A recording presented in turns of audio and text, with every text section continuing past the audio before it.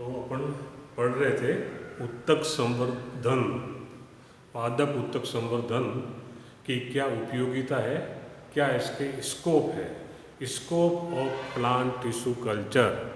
और इससे पहले वाली क्लास में अपन ने पढ़ा था कि पादप उत्तक संवर्धन विधि की सबसे महत्वपूर्ण उपयोगिता ये है कि इस विधि की सहायता से जो पौधे रेयर हो गए हैं या जो पौधे संकटग्रस्त हो गए हैं या जो पौधे विलुप्त होने के कगार पर हैं और जिन उन पौधों में प्रकृति में कोई प्रोपेगेशन का मेथड उपलब्ध नहीं है, उन पौधों को इस विधि के द्वारा संरक्षित किया जा सकता है।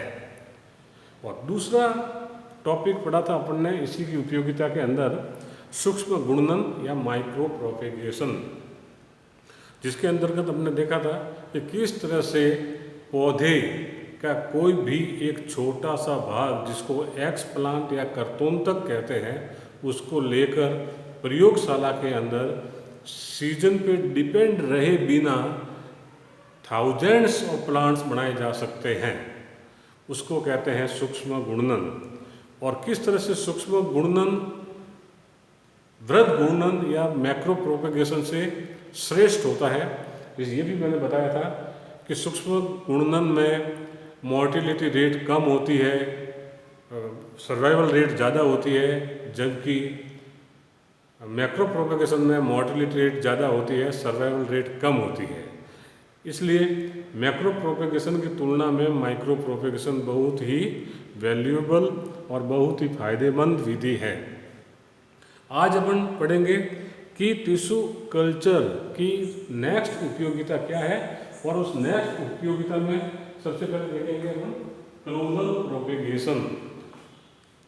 क्लोनल प्रोपेगेशन या कायिक गुणनन। अब सबसे पहले टर्म आती है क्लोन। क्लोन से क्या समझते हैं? क्लोन वह टर्म है, वह शब्दावली है जिसके अनुसार किसी भी जीव की बिल्कुल वैसी ही प्रतिकृति प्राप्त करना जैसे कि उसके मदर प्लांट में हो। The genetically identical line of a individual is known as clone. तो कहने का मतलब यह है कि चाहे पौधे हो चाहे जंतु हो, उनकी आनुवंशिकता के तौर पर मात्र पौधे या मात्र माता के समान बिल्कुल एक इंडिविजुअल की लाइन, एक जनसंख्या बनाने की विधि को क्लोनल प्रोपेगेशन कहते हैं, कायिक गुणनन कहते हैं, क्लोनल प्रोपेगेशन कहते हैं।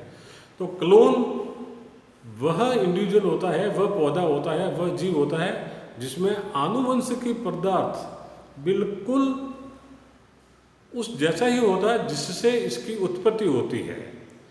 या कहने का तात्पर्य यह है कि वह पौधा या वह जीव जिसका जो आनुवंशिक तौर पर मात्र पौधे या मात्र एनिमल के जैसा ही हो, उसको क्लोन कहते हैं। और ऐसे क्लोन की बहुत सारी संख्या बनाने की विधि को क्लोनल प्रोपेगेशन कहते हैं। अब क्वेश्चन पैदा होता है, क्लोनल प्रोपेगेशन क्यों किया जाता है? पौधे प्रकृति में जब सीड से बन सकते हैं, बीज से बन सकते हैं, तो क्या आवश्यकता पड़ी क्लोनल प्रोपेगेशन करने की? तो सीड के साथ जो पौधे सीड से या बीज से बनते हैं, उन पौधों में विभिन्नता है की मात्रा बहुत ज़्यादा होती है या विविधताओं की मात्रा बहुत ज़्यादा होती है। और वो विविधताएं क्यों पाई जाती है? पाए जाने का मुख्य कारण यह है कि बीज दो अलग अलग सेपरेट जीनस का प्रोडक्ट होता है।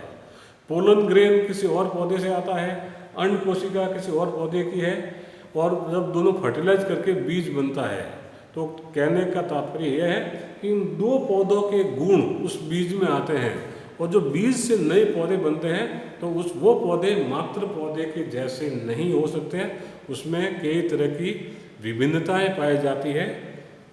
इसलिए क्लोनल प्रोपेगेशन के लिए बीज को काम में नहीं लिया जा सकता है। तो पात्र तकनीकी में या टिश्यू कल्चर में क्लोनल प्रोपेगेशन करने के लिए जो एक्सप्लांट काम में लिया जाता है उसका नाम है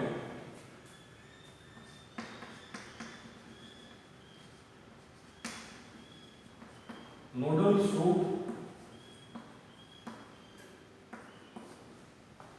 नोडल शूट सेगमेंट पर्व संधि युक्त तने का टुकड़ा काम में लिया जाता है।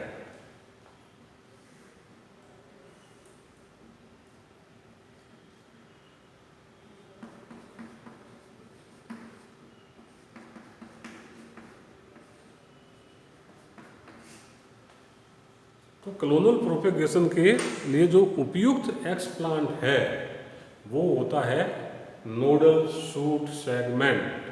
और कुछ पौधों में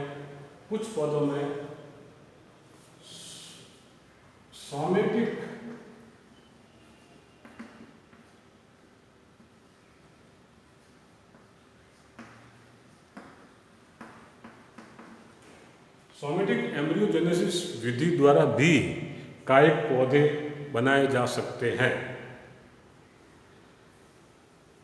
तो इसमें नोडल शूट सेगमेंट ही काम में क्यों लेते हैं? पर्व संधि युक्त एक्सप्लांट काम में लेते हैं। और पर्व संधि युक्त एक्सप्लांट काम में क्यों लेते हैं? पर्व संधि युक्त एक्सप्लांट काम में इसलिए लेते हैं कि अपन जानते हैं जो पर्व संधि होती है वहाँ पर छोटी छोटी कक्षस्थ कलिकाएं होती हैं।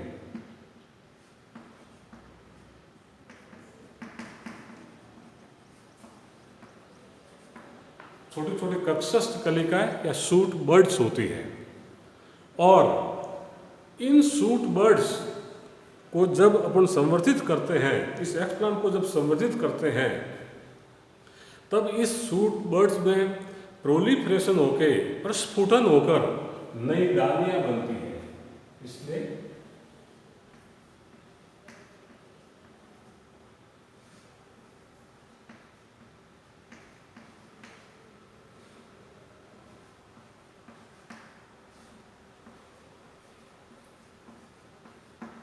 इस तरह से वो कक्षस्थ कलिकाएं प्रस्फुटित होकर नई डालियां बनाती है।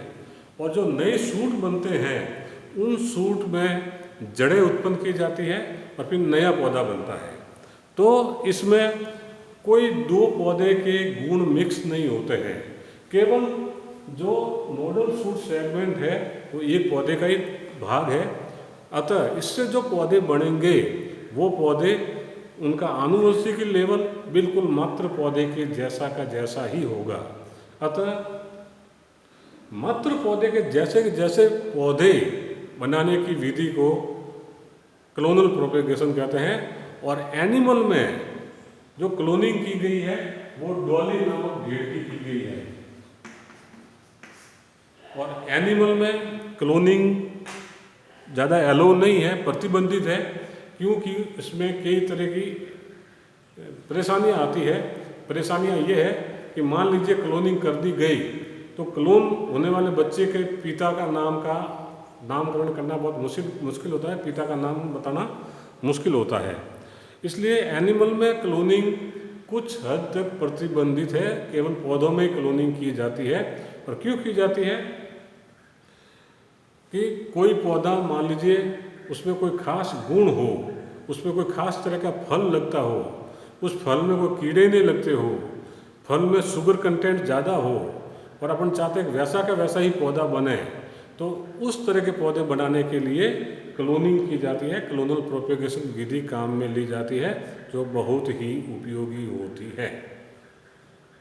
दूसरा नेक्स्ट इसका एप्लीकेशन है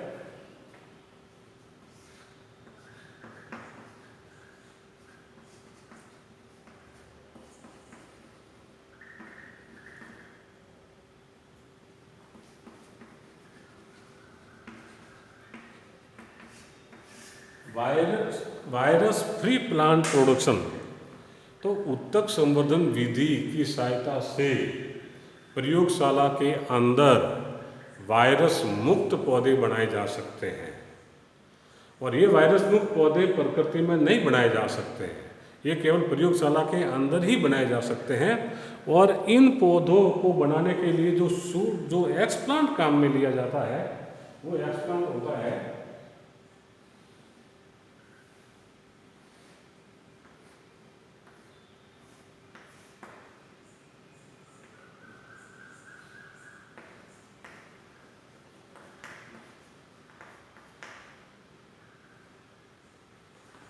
वायरस मुक्त पौधे बनाने के लिए एक्सप्लांट काम में लिया जाता है शूट टिप या रूट टिप, स्तंभ शिखाग्र या रूट शिखाग्र। वो शिखाग्र के काम में लिया जाता है क्योंकि स्तंभ शिखाग्र पूर्ण रूप से या स्तंभ शिखाग्र में विभ ज्योति की उत्तक पाया जाता है। और विभ ज्योति की उत्तक जैसा कि हम जानते हैं कि विभ ज्योति की उत्तक में अनंत विभाजन की क्षमता होती है। अतः विभ ज्योति की उत्तक के अंदर अगर कोई भी बैक्टीरिया या फंजाई के स्पोर पाए जाते हो तो उस बैक्टीरिया और फंजाई के स्पोर के गुणनन की तुलना में विभ ज्योति की उत्तकों के गुणनन की दर बहुत अधिक होती है। इसलिए जो जीवाणु है, विषाणु है, वो तो या पीछे छूट जाते हैं और शुद्ध विभ ज्योति की उत्तक टिप पर चला जाता है। इसलिए जो तने का शिखाग्र है या मूलाग्र है उसको वायरस फ्री या बैक्टीरिया फ्री माना जाता है। और उस शूट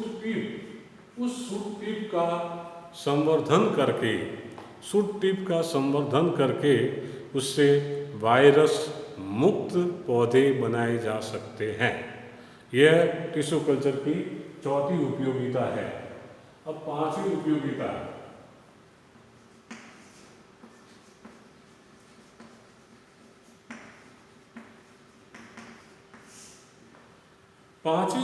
टिश्यू कल्चर की यह है एंड्रोजेनेसिस या production of haploid plant.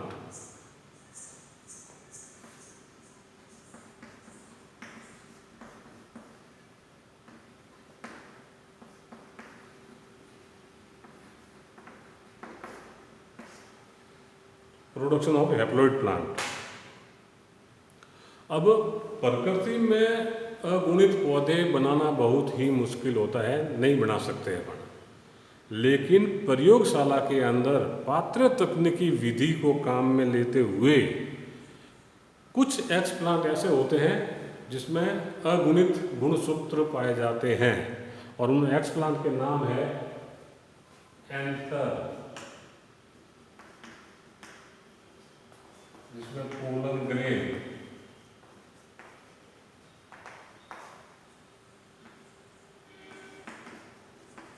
Egg cell, anther है या एग सेल है, ये एक्सप्लांट है। इनका संवर्धन करके प्रयोगशाला के अंदर अगुणित पौधे बनाए जा सकते हैं। और ये अगुणित पौधे क्यों बनाए जाते हैं? ये अगुणित पौधे इसलिए बनाए जाते हैं कि इन पौधों की जो साइटोलॉजिकल या जेनेटिकल स्टडी होती है वो अगुणित पौधों में आसानी से संपन्न की जा सकती है। उसमें गुणों का अध्ययन आसानी से किया जा सकता है। और इन अगुणित पौधों से कोल्चिसिन या अन्य उपाय से शुद्ध डिप्लॉइड, टेट्राप्लॉइड, हेक्साप्लॉइड आदि बनाए जा सकते हैं। तो प्लांट ब्रीडिंग के लिए ये अगुणित पौधे बहुत ही उपयोगी होते हैं, जिनको केवल उत्तक संवर्धन विधि के द्वारा ही बनाया जा सकता है। प्रकृति में अगुणित पौधे बनाने नामुमकिन होते हैं और ये अगुणित पौधे बनाने का सबसे प्रथम जो श्रेय मिला है वो भारतीयों को मिला है। और वो भारतीय थे Guha and Maheshwari, Shipra Guha Mukherjee and S.C. Maheshwari, इनको सर्वप्रथम प्रयोगशाला के अंदर टिश्यू कल्चर के अंदर हैप्लॉइड पौधा बनाने का श्रेय दिया जाता है और इन्होंने धतूरा का सबसे प्रथम हैप्लॉइड प्लांट प्रयोगशाला के अंदर बनाया था। तो एक पांचवी इसकी उपयोगिता है एंड्रोजेनेसिस।